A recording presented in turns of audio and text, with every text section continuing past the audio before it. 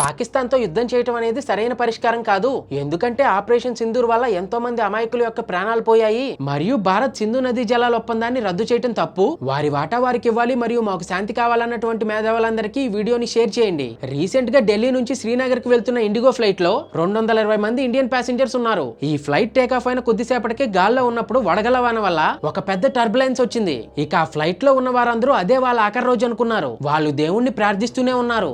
ఒక్కసారి ఈ వీడియోని చూడండి, వారెంత భయంకరమైనటువంటి సిచ్యువేషన్ ఫేస్ చేశారో.